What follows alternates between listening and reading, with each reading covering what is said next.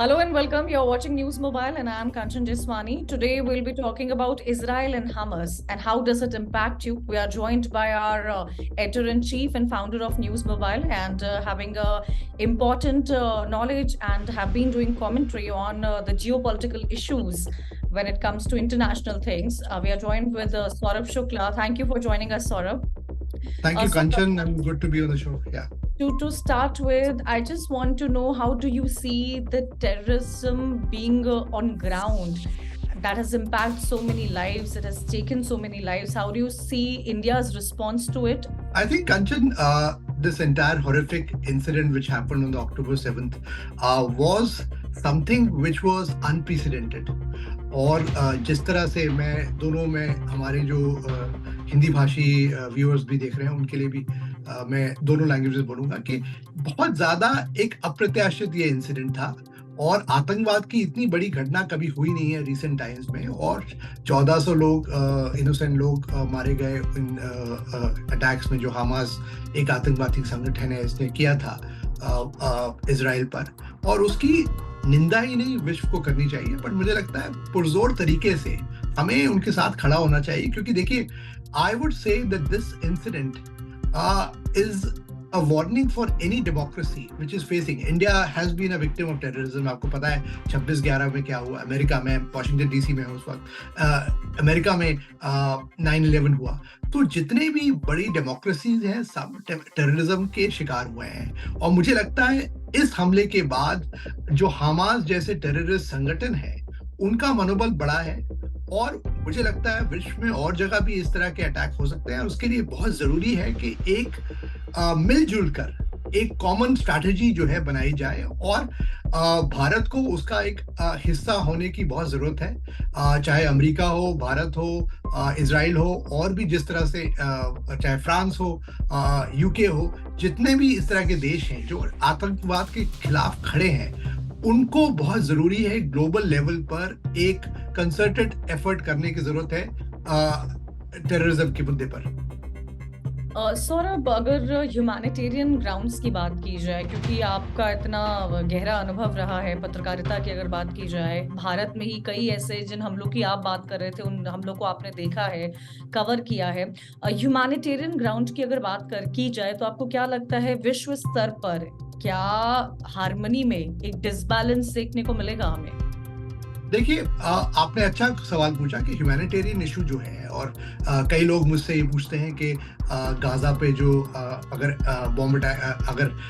Bombers अगर attack करते हैं वहाँ पर हमास के खिलाफ होता है तो ह्यूमैनिटेरियन लाइव्स भी काफ़ी ज़्यादा लॉस हुई और मैं उसकी निंदा करता हूँ। मैं हमेशा कहता हूँ कि जो टेररिस्ट हैं इनको इससे और ज़्यादा बल मिलता है कि जब ह्यूमैनिटेरियन कैजुअलिटी होती है और ये विश्व के सब देश कह रहे हैं चाहे भारत हो अमेरिका हो सब कह रहे हैं कि वहां पर एड जानी चाहिए पर कोई भी देश जो है उसको इस बात का पूरा अधिकार है कि अगर उस पर अटैक होता है आप देखेंगे भारत ने बालाकोट अटैक किया जब भारत पे एक टेरर अटैक हुआ तो हर देश का ये एक हक होता है कि वो जहां से अटैक हो रहा है वहां पर जाकर उसको एक खत्म करे। हाँ ये बात और है कि आपको एक बैलेंस बनाने की जरूरत है ह्यूमैनिटेरियन जितने भी कम कैजुअलिटी हो इसलिए वहां पर अगर आप देखें पूरी तरह से ग्राउंड जो इन्वेजन है जो इजराइल ने कहा था वो अभी नहीं हुआ है वो अभी धीरे धीरे वो लोग कर रहे हैं क्योंकि वो विश्व इंटरनेशनल जो कम्युनिटी की बात है वो मान रहे हैं जहां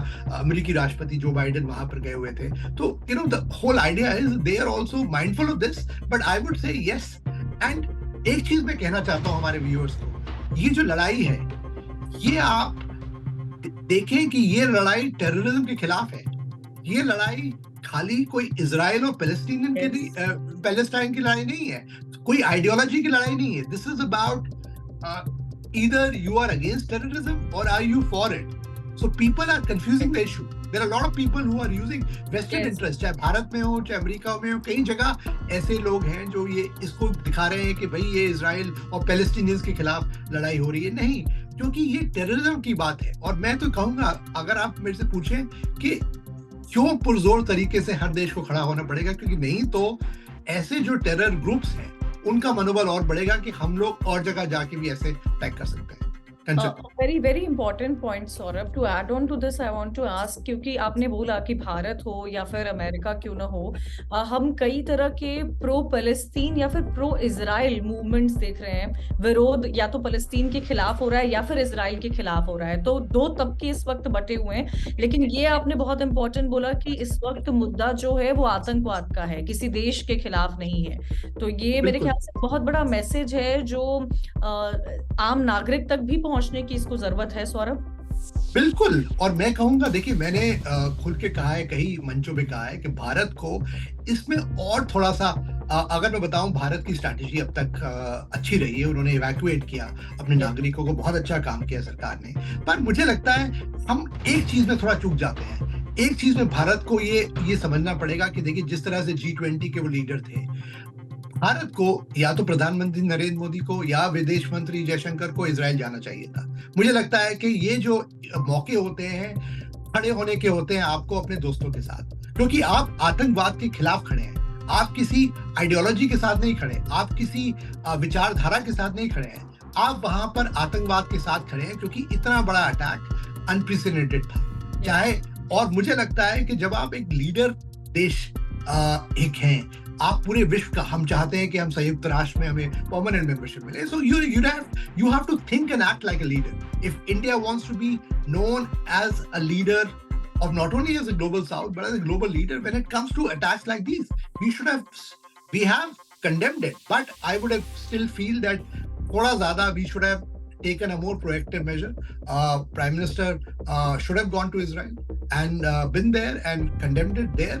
And also, and I would say that he should have had he's having conversation with the leadership there. He's had with leaders of countries around. But I would say that we should be there on the ground. In fact, External Affairs Minister Jaishankar should be there as well. So I would say, this is my personal view, but I feel strongly, having covered foreign affairs for a long time, I would say that these are the occasions when you stand up, because tomorrow these kind of terrorists can attack India also, because there are Pakistan-based terror groups. They may start thinking that Israel, which was considered कि एक indomitable उनका border है, जिस तरह से Israeli defence forces की एक छवि थी पूरे विश्व में, कि उन्होंने ऐसा एक अपना एक सिक्योरिटी स्ट्रेटजी बनाया है कि उन पर कोई वार नहीं कर सकता। तो भारत को साथ खड़े होके और पुरजोर तरीके से खड़े होके एक ये मैसेज जाना चाहिए कि हम आतंकवाद के बिल्कुल खिलाफ खड़े हैं। कंचन।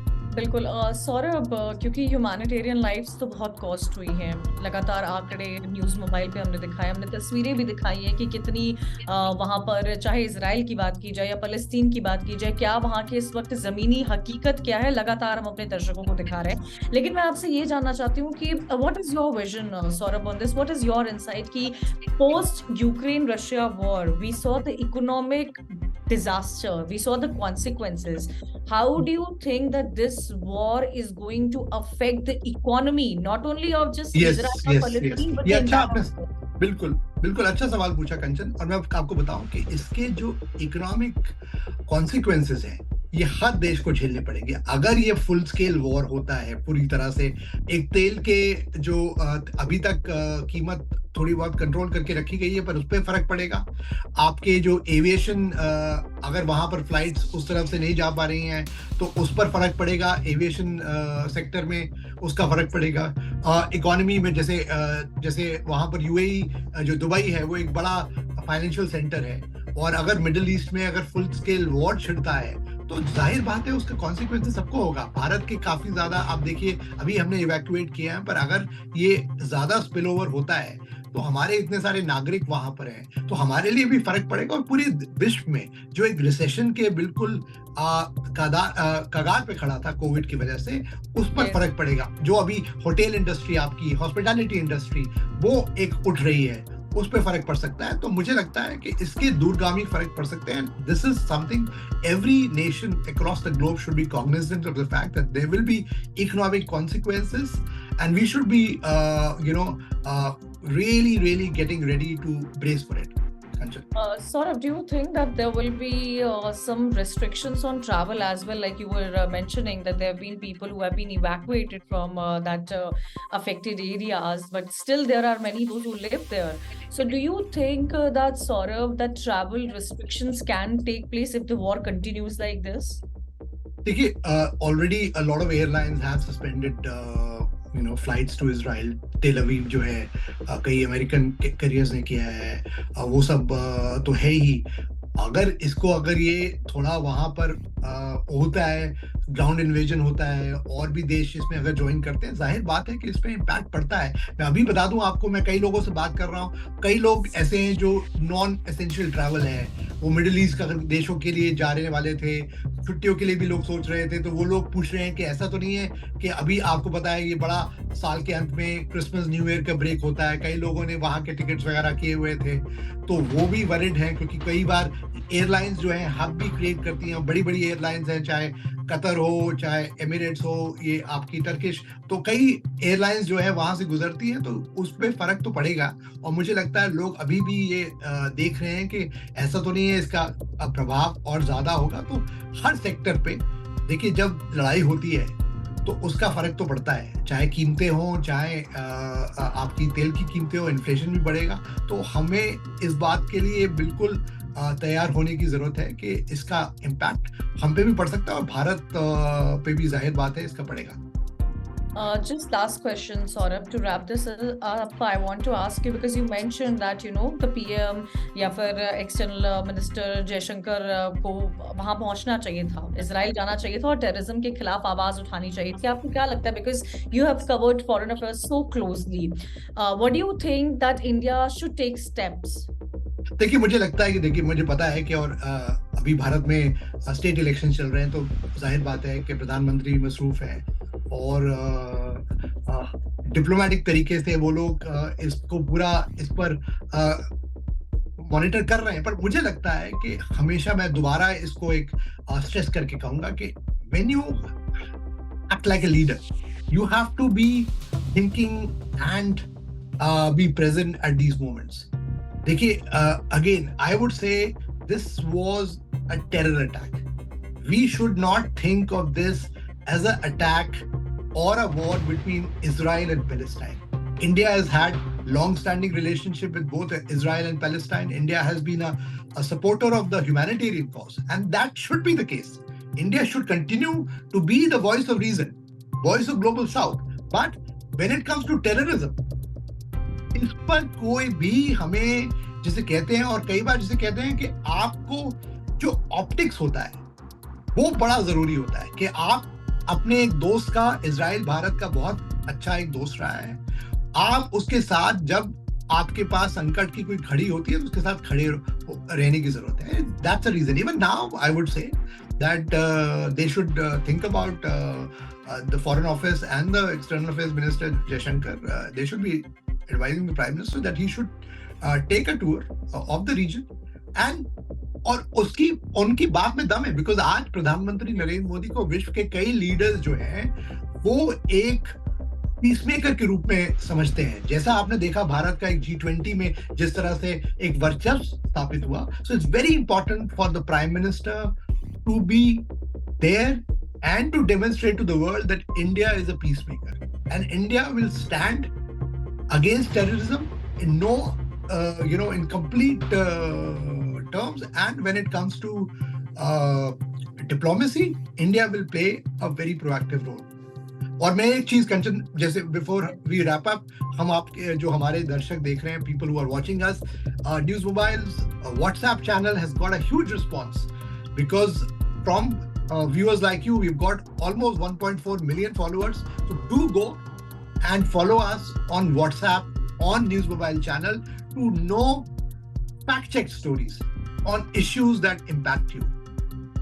Thank you so much, Saurabh, for giving your insights on such international issue. Thank you. Thank you.